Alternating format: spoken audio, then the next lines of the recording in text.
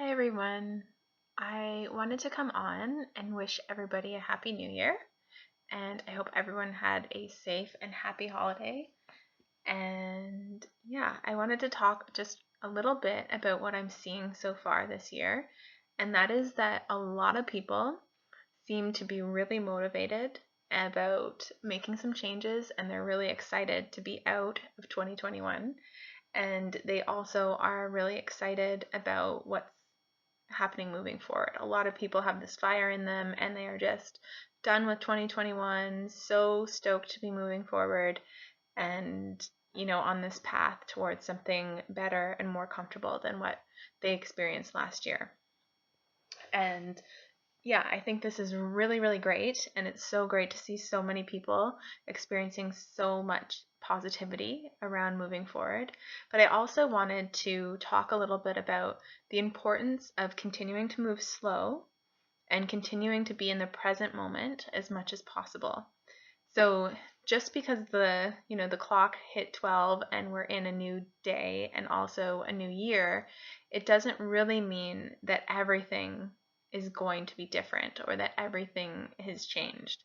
All it really is a significant date and time that allows us to feel more motivated and more connected with the idea of making some changes in our life. And yes, so the last 2 years and this last year, I think especially for most people, was just really, really challenging given the current state as far as the pandemic. And I just want to remind people, yes, it's a new year, but the pandemic hasn't necessarily stopped. We're still going to be continuing to roll with the punches of what it wants to provide and what it wants to surface as and express as. And yeah, and there's some reality to that. What comes to mind for me is the Wisdom Goddess Dhumavati, who is the elder of Kali. So many of us know Kali as this destroyer, this really potent, intense energy, and she's also the ultimate mother, which many don't know. So as much as she's this potent, aggressive, intense, crazy lady sometimes, she is also this really nurturing mother that really just has the best intentions for us at heart. So Dhumavati is her elder. So a little bit calmer, a little bit wiser, a little bit not so impulsive version of Kali. She gets ignored and kind of set aside a lot because of this, because she's not as pretty as the other goddesses, she's not as fiery, but she is equally, if not more so, powerful. And the winter season for me is Dhumavati's essence all over the place. She is the void and, kind of this place of,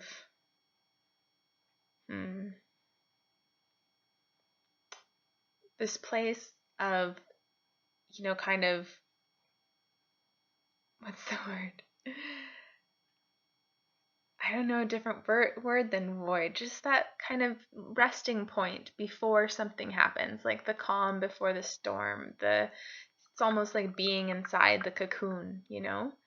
And I heard a quote tonight, something about the being in the void, alongside the spaciousness that lives outside of it.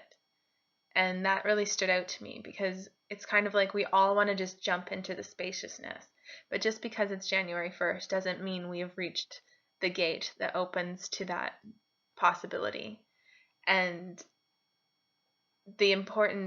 this remembrance of the importance of not jumping ahead, not jumping over ourselves, not jumping over our healing, not jumping over steps that are essential to us, tackling our goals.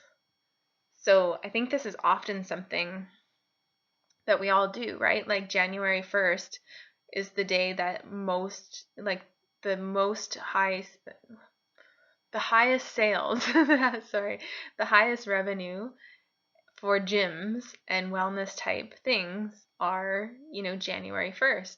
And then from working in the field, I've seen this happen where the sales go out and then I don't think many are still standing by the end of January, or many don't even start until February, and some don't start at all.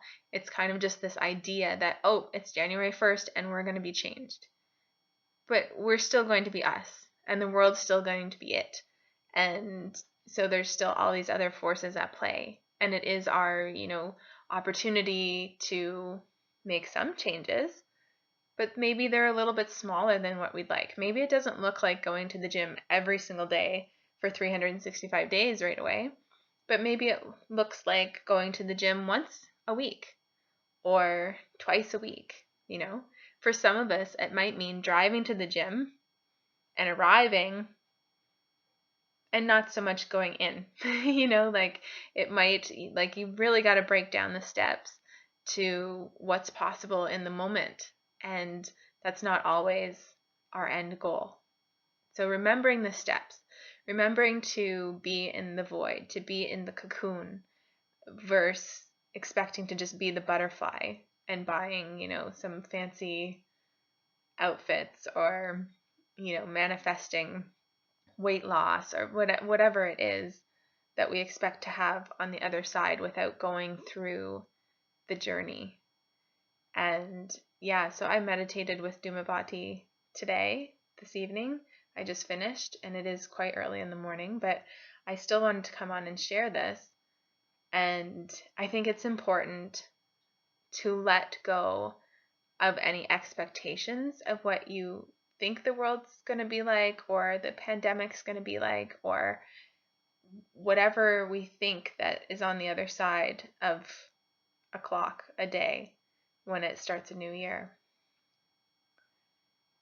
Yeah, and I invite you to inquire if what I'm saying is triggering to you at all, or what kind of arousal might come up, because it just shows, it's just showing you where you might begin as far as your own healing.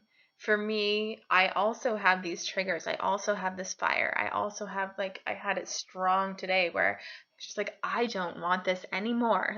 I don't even want to be in this moment. It's not possible to be in this moment. But it is possible, and it is necessary. And we can lean into it. We can lean into that discomfort, knowing what we want to happen, but also trusting what is aligned for us to happen. So as much as we may have a certain plan, yes, the idea has probably been gifted to us because we're meant to move towards it and we're meant to experience it. But again, we can't just jump. It's like you can't start, kindergarten and the next day you've got a diploma without going through the steps of a college diploma, without going through the steps of all that education, all the socialization, all of the learning before you can go to the next level. It's same here. Yeah. So I think that's all I really wanted to say. And yeah, there's this easefulness of leaning in and being with it what is, and trusting that it will unfold, because we are meant to express our destiny. But we don't necessarily have all the answers, and we don't know the meanings, we don't know the whys, we don't know any of these things. So just continuing to slow down, to be in the moment. With Dhumavati, you can meditate on the void between the words, the space between the words. This is an amazing practice to really get the essence of what I'm trying to say here. The space between the words is just as important as the word, if not more so. It's this essence, I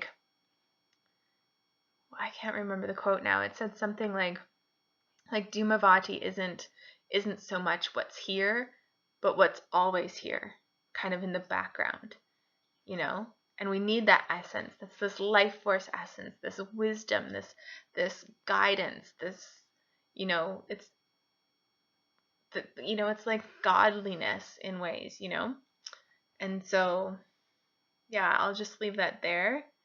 Either way, whatever you decide, whatever is here today for you, I wish you a great day, great evening, and good luck with all your New Year's resolutions, manifestations, and dreams.